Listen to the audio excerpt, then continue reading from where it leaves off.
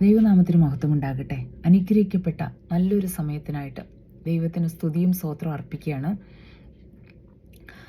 നമ്മൾ സഭാപ്രസംഗിയുടെ ബുക്കിൽ 7-ാം അധ്യായത്തിൻ്റെ 4-ാമത്തെ വാക്യത്തിൽ ഇങ്ങനെ പറയുന്നു: ജ്ഞാനികളുടെ ഹൃദയം വിലാപഭവനത്തിലിരിക്കുന്നു. സഭാപ്രസംഗികളുടെ ബുക്ക് നമുക്കറിയാം, എഴുതിയിരിക്കുന്നത് ശലോമോനാണ്. ശലോമോൻ എന്ന് പറയുന്നത് ജ്ഞാനികളിൽ ജ്ഞാനിയാണ്. ശലോമോന് മുമ്പുണ്ടായിരുന്നവരെക്കാളും ശലോമോന് ശേഷം ജനിച്ചവരെക്കാളും ജ്ഞാനിയായിരുന്നു ശലോമോൻ എന്ന് നമുക്കറിയാം. അപ്പം അത്രയേറെ ജ്ഞാനം ലഭിച്ചൊരു വ്യക്തിയാണ് ശലോമോൻ. അപ്പം ശലോമോൻ്റെ ജ്ഞാനത്തിൽ നിന്ന് ഉരുത്തിരിഞ്ഞ വാക്കുകളാണ് സഭാപ്രസംഗിയിൽ നമ്മൾ കാണുന്നത്. ഇവിടെ പറയുകയാണ്, ജ്ഞാനികളുടെ ഹൃദയം വിലാപഭവനത്തിലിരിക്കുന്നു, മൂഢന്മാരുടെ ഹൃദയമോ സന്തോഷ ഭവനത്തിലത്രേ.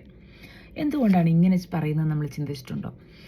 നമ്മൾക്ക് പൊതുവെ എല്ലാവർക്കും ഇഷ്ടം സന്തോഷഭവനത്തിൽ പോകാനാണ്. കല്യാണ വീട്ടിലോ അല്ലെങ്കിൽ ഏതെങ്കിലുമൊക്കെ സന്തോഷത്തിൻ്റെ അനുഭവങ്ങളിൽ പോയിട്ട് സന്തോഷിക്കുക എന്നുള്ളതാണ് പൊതുവെ എല്ലാ മനുഷ്യർക്കും ഇഷ്ടമുള്ള കാര്യം. വിലാപഭവനങ്ങളിൽ, പ്രയാസമുള്ള വീടുകളിൽ, ദുഃഖമുള്ള വീടുകളിലൊന്നും പോകാൻ ആർക്കും വലിയ ഇഷ്ടമില്ല. എന്നാൽ വചനം ഇവിടെ പറയുകയാണ്, ജ്ഞാനിയായിട്ടുള്ളൊരു വ്യക്തിയാണെങ്കിൽ എന്താണ് വിലാപഭവനത്തിൽ പോകാനാണ് ഇഷ്ടപ്പെടുക. സന്തോഷഭവനത്തിൽ പോകുന്നതിനേക്കാളും വിലാപഭവനത്തിൽ പോകുവാൻ അവൻ്റെ ഹൃദയം ആഗ്രഹിക്കും. എന്തുകൊണ്ടാണ്? നമുക്കറിയാം, ഏതൊരു മനുഷ്യനും ആയുസ് എന്ന് പറയുന്നത് ദൈവം വെച്ചിട്ടുണ്ട്. എല്ലാ മനുഷ്യരും എന്താണ്, നമ്മുടെ ആയുസ് തീരാനുള്ളതാണ് ഈ ഭൂമിയിൽ. നമ്മളെല്ലാം ഇവിടെ ഒരു വിരുന്നുകാരെ പോലാണ്. നമുക്ക് ആർക്കും നീണ്ടകാലം ആയുസ്സില്ല. നമ്മളെല്ലാം ഇതുപോലൊരു നാളിൽ ഇവിടെ നിന്ന് പോകേണ്ടതാണ്.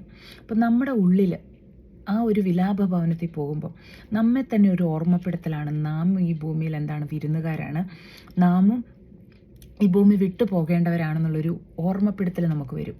അപ്പം നമ്മുടെ ഈ ഭൂമിയിൽ നമുക്കറിയാം, വചനം വ്യക്തമായിട്ട് നമ്മളോട് പറയുന്നുണ്ട്, അവനവൻ ശരീരത്തിലിരിക്കുമ്പോൾ ചെയ്യുന്നത് നല്ലതാകിലും തീയതാകിലും അതിന് തക്കവണ്ണം പ്രാപിക്കേണ്ടതിന് ക്രിസ്തുവിൻ്റെ ന്യായസ്ഥാനത്തിന് മുമ്പിൽ നിൽക്കേണ്ടതാകുന്നു.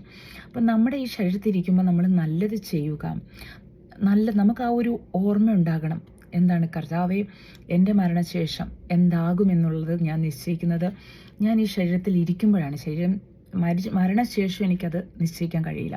അപ്പോൾ എൻ്റെ ഈ ശരീരത്തിൽ ഇരിക്കുമ്പോൾ എനിക്കെപ്പോഴും ഒരു ഓർമ്മപ്പെടുത്തലുണ്ടാകണം, ദൈവമേ, എനിക്കൊരു മരണമുണ്ട്, അതിനുശേഷം ഒരു ജീവിതമുണ്ട്. അതുകൊണ്ട് തന്നെ ഞാൻ എന്താണ് ഈ ഭൂമിയിലായിരിക്കുമ്പോൾ വളരെ വിവേകത്തോടെ കഴിയണമെന്നുള്ളത്.